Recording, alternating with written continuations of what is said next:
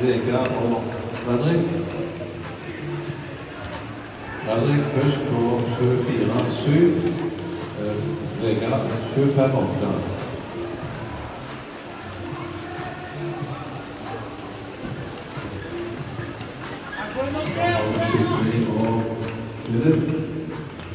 Sigrid først på 24,6. 25 bak.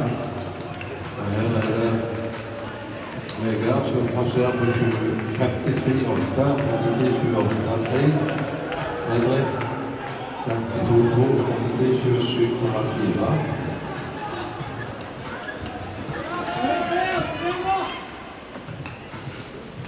Og her var det Sigurd på 50, 85, det er 26,2. Og Philip 26,6 rundt det. Nå var det Fredrik som passerte på 28,7, og Vegard hadde 28,7.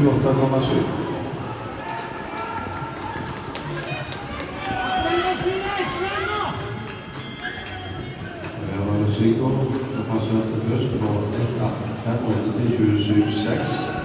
Philip 28,8. Her var det Fredrik som var først i mål på 1,51,74.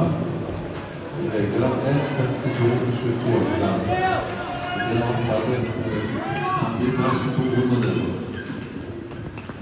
Og så får vi mål nytt